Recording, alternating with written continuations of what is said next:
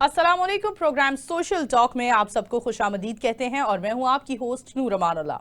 नाज़रीन, social media पर गर्दिश करती हुई एक तस्वीर जो वायरल हुई, जंगल में आग की तरह ये तस्वीर वायरल होती है और पहुंच जाती है हर किसी के पास, और सभी लोगों के लिए ये तशवीशनाक बात थी कि किस तरह से ये जो मामलात हुए उस तस्वीर में हम देख सकते हैं नामवर एक्ट्रेस नरगिस साहिबा पर किस तरह से डोमेस्टिक वायलेंस हुआ और उस डोमेस्टिक वायलेंस को किस तरह से सोशल मीडिया पर तरह तरह के कमेंट्स करके प्रमोट भी किया गया किसी जगह, और किसी जगह जो खातून उस डोमेस्टिक वायलेंस का शिकार हुई उसी खातून के खिलाफ कई जगह आवाज़ उठाई गई। कहीं पर भी हमने ऐसी कोई खबर नहीं देखी, ऐसे कमेंट्स नहीं देखे जहां हमने देखा हो कि नामवर एक्ट्रेस नरगिस के हक में आवाज़ उठाई गई हो।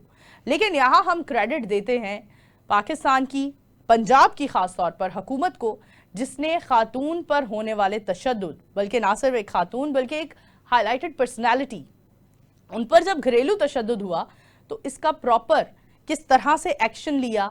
इसमें बहुत सारे एस्पेक्ट्स हैं, बहुत सारे नाम हैं जो अंडर डिस्कशन हैं, जिनमें मरियम अली जो कि एक डांसर हैं, परफॉर्मर हैं, उनका नाम भी अंडर डिस्कशन है। और इसके साथ साथ मरियम अली के साथ साथ माजिद बशीर का मरियम अली से क्या ताल्लुक था, किस बिना पर ये नाम अंडर डिस्कशन आ रहा है, और मरियम अली लोग जानना चाहते हैं कि आखिर है कौन। माजिद बशीर, मैं अपने तमाम देखने वालों को बताती चलूं कि नामवर एक्ट्रेस नरगिस के शौहर हैं और एक पुलिस इंस्पेक्टर भी हैं, और इनके साथ नरगिस का अगर हम माजी की बात करें तो नरगिस साहिबा के हमने हमेशा ऐसा ही लोगों ने सवाल भी उठाया और हम लोग भी सोच रहे हैं कि हमेशा नरगिस साहिबा किसी पुलिस ऑफिसर के ही वायलेंस का शिकार क्यों हुई। अगर हम इससे पहले देखें तो भी एक पुलिस ऑफिसर थे जिनके वायलेंस का शिकार हुई नरगिस साहिबा, और अब जो उनके शौहर हैं उनके डोमेस्टिक वायलेंस का शिकार हुई।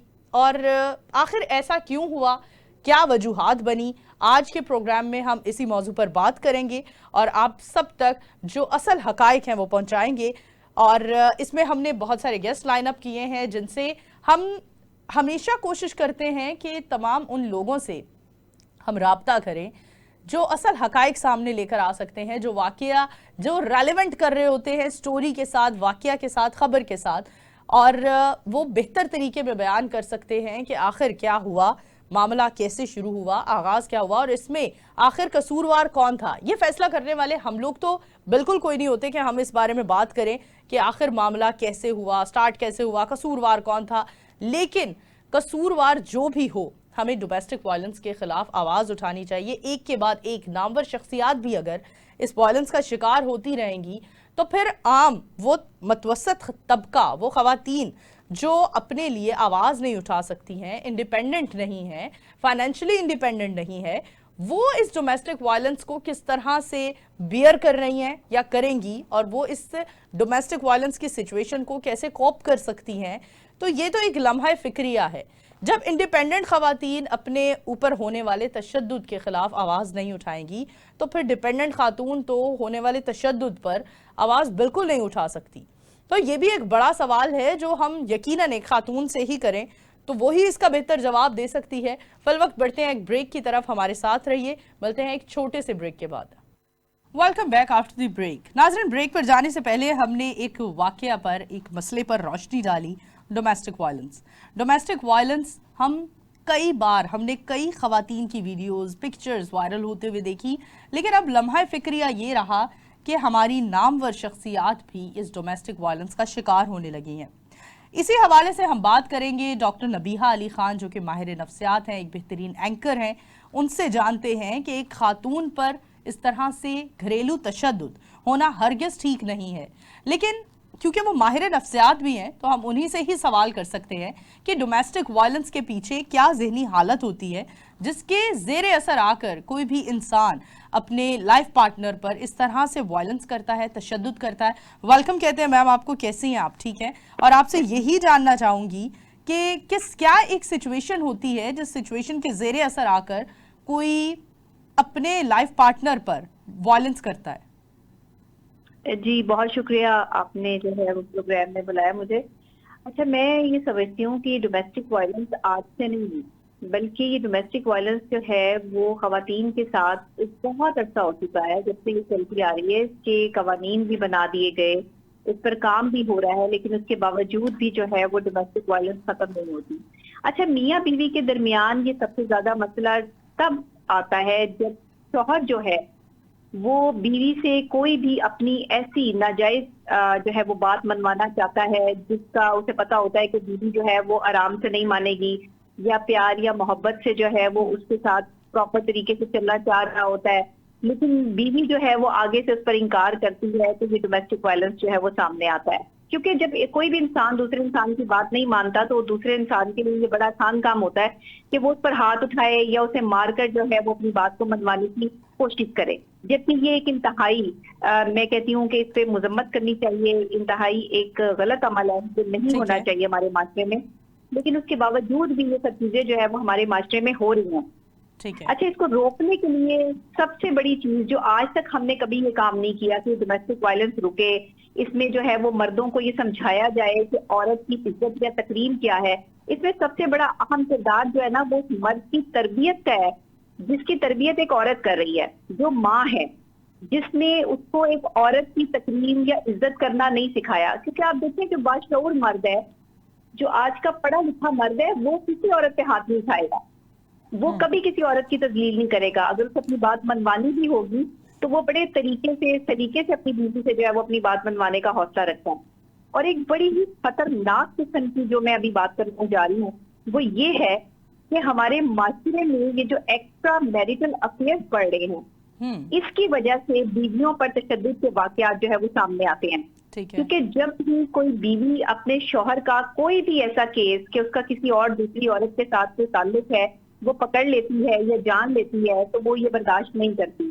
جیسا کہ اگر آپ نے ابھی بھی یہ کیس دیکھا ہو، ہماری ایک فیمس جو ہے وہ ایکٹریس ہیں نرگس صاحبہ، ان کے بالکل، ساتھ ہوا، تو ان کی جب میں ایف آئی آر پڑھ رہی تھی تو اس ایف آئی آر میں بالکل صاف لکھا تھا، واضح لکھا تھا کہ کسی خاتون کی وجہ سے یہ نوبت آئی کہ ان پر اتنا جو ہے وہ خطرناک تشدد کیا گیا۔ ان کے ٹھیک، شوہر کسی خاتون کے ساتھ جو ہے ان کا تعلق ہے اور وہ ان کو گھر لانا چاہتے تھے یا لے آئے تھے، جو بھی معاملات تھے۔ تو یہ صورتحال ہے نا، یہ کہیں نہ کہیں کسی تھرڈ پارٹی کی وجہ سے یہ صورتحال کریٹ ہوتی ہے۔ اس میں دو لوگوں کا اتنا قصور نہیں ہوتا جتنا کسی تیسرے بندے کی انوالومنٹ کی وجہ سے جو ہے وہ تشدد کا واقعہ سامنے آتا ہے۔ اور ٹھیک ایک ہے، مرد جو ہے وہ شاید اپنے آپ کی مردانگی دکھانے کے لیے ایک عورت کو اس طرح اس کی تذلیل کرتا ہے یا اس کو جو ہے وہ ڈومیسٹک وائلنس کا شکار کرتا ہے، ٹھیک اس ہے، کو ہم کنڈیم کرتے ہیں، اس کی مذمت کرتے ہیں۔ اور سب سے بڑی بات یہ کہ ہماری وزیر اعلیٰ پنجاب جو ہے مریم نواز شریف صاحبہ، وہ بہت اچھا کام کر رہی ہیں اس پہ، ٹھیک ہے، ڈومیسٹک وائلنس کے حوالے سے، خواتین کو پروٹیکشن دینے کے حوالے سے، جس طرح سے انہوں نے یہ قوانین بنائے ہیں اور سخت قوانین ہیں کہ کوئی بھی مرد ہو اگر وہ کسی بھی اپنی بیوی پر یا کسی عورت پر ہاتھ اٹھاتا ہے تو اس کو ٹالریٹ نہیں کیا جائے گا۔ ٹھیک ہے، تو یہ ایک بڑا اچھا عمل ہے، میں سمجھتی ہوں کہ اس سے آگے آنے والے وقت میں معاشرے میں ایک تبدیلی جو ہے وہ آئے گی۔ ٹھیک لیکن ہے، اگر آپ سائیکولوجیکل پوائنٹ آف ویو سے بات کریں تو یہ تبدیلی تب تک نہیں آئے گی جب تک بیویاں جو ہیں باقاعدہ طور پر یہ ڈومیسٹک وائلنس برداشت کرتی رہیں گی، ٹھیک جب تک ایک بیوی جو ہے وہ باقاعدہ طور پر یہ مار کھاتی رہے گی اور کسی سے اس کا ذکر نہیں کرے گی، اس کو چھپایا جائے گا، باقاعدہ طور پر اسے اپنی عزت نفس کا مسئلہ بنا کے کہ ہماری عزت نفس جو ہے وہ مجروح نہ ہو، اس معاملے کو اس طرح سے لیا جائے گا، تب تک جو ڈومیسٹک وائلنس ہوتا رہے گا۔ ٹھیک، اس وقت عورتوں کو چاہیے کہ اگر خدا نہ خواستہ ان کے ساتھ یہ وائلنس ہو رہا ہے گھر میں تو وہ باقاعدہ طور پہ بڑوں کو اس میں شامل کریں، لوگوں کو بتائیں تاکہ اس چیز کا کوئی حل نکالا جائے۔ ٹھیک ہے، اس طرح اور پھر یہ کیا کرتی ہے کہ اگر کوئی ایف آئی آر ہو جاتی ہے، کوئی معاملات ہو جاتے ہیں تو پھر شوہر کو معاف کر دیا جاتا ہے۔ ٹھیک اب ہے، جس کو آپ معاف کر رہے ہیں ضروری نہیں ہے کہ وہ شخص دوبارہ یہ امپلیمنٹ نہیں کرے گا۔ جس ٹھیک کا ہے، ہاتھ ایک دفعہ اٹھ چکا ہے آپ پر وہ اپنا ہاتھ نہیں روکے گا، ٹھیک ہے، کیونکہ یہ چیز جو ایک دفعہ انسان جو ہے وہ کسی سے نڈر ہو جائے نا، اس کے بعد آپ اس کو روک نہیں سکتے۔ ٹھیک ہے۔ اچھا، ہم نے ڈاکٹر صاحبہ ہم نے ہمیشہ دیکھا کہ بہت ساری ایسے متوسط طبقے سے تعلق رکھنے والی خواتین ہیں جن پر آف اینڈ آن یہ گھریلو تشدد ہوتا ہی رہتا ہے، لیکن اب جی پاکستان میں ہم دیکھ رہے ہیں کہ نامور خواتین بھی اس کا شکار ہونے لگی ہے۔ اس سے پہلے بھی ایک نامور اینکر پرسن کو ہم نے ڈومیسٹک وائلنس کا شکار ہوتے دیکھا۔ کیا کہتی جی ہے اس طرح سے پرومیننٹ پرسنالٹیز پر بھی اب یہ ڈومیسٹک وائلنس کے کیسز اوپن ہونے لگے ہیں، اس پر کیا کہنا چاہیں گی؟ دیکھیں بات یہ ہے کہ جن اینکر کی آپ بات کر رہی ہیں ظاہر ہے وہ بھی ہمارے معاشرے کا ایک بہت اہم حصہ ہے. ابھی جو نرگس صاحبہ کے ساتھ ہوا وہ بھی ہمارے معاشرے کا ایک اہم حصہ ہے. دونوں اپنی اپنی جگہ پر جو ہے وہ ان سب چیزوں کو دیکھ رہے ہیں، لیکن دونوں ہی کیسز میں شوہر کی طرف سے ڈومیسٹک وائلنس ہے. اس انسان کی طرف سے ڈومیسٹک وائلنس ہے، اس انسان کی طرف سے تشدد کا واقعہ ہے جو ان کی زندگی کا سب سے اہم جز ہے. یعنی میاں بیوی گاڑی کے دو پہیے ہیں اور میاں بیوی دونوں ہی ایک رشتے کو نبھاتے ہیں، اس کو لے کے چلتے ہیں. دنیا کا پہلا رشتہ میاں بیوی کا رشتہ. تو جہاں آپ کا شوہر آپ پر ہاتھ اٹھائے یا آپ پر تشدد کرے، اس کی وجہ ہمیشہ تھرڈ پارٹی ہوتی ہے. میجورٹی آپ دیکھ لیں کیسز میں. آپ جو پہلا والا کیس ہے اس میں بھی جب آپ تصدیق کریں گے تو آپ کو ایک خاتون ہی نظر آئیں گی، تھرڈ پارٹی نظر آئے گی، جس کی وجہ سے ان کے اوپر جو تشدد کا انہیں نشانہ بنایا گیا. دوسری بار بھی جو یہ کیس ہوا نرگس صاحبہ کا، اس میں بھی یہی چیز ہمیں دیکھنے کو ملی.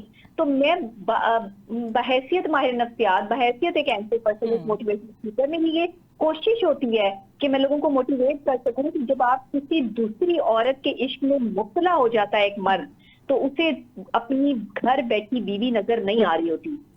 وہ اس قدر وہ کہتے ہیں نا کہ عشق جو ہے یا محبت جو ہے وہ انٹھی ہوتی ہے. تو یہی والا کانسیپٹ ہو رہا ہوتا ہے. اس وقت صرف وہی عورت اچھی لگ رہی ہوتی ہے جس عورت کی بات مانی جا رہی ہوتی ہے، باقی سب عورتیں جو ہیں وہ بری لگ رہی ہوتی ہیں، اور اپنی بیوی تو خاص طور پہ.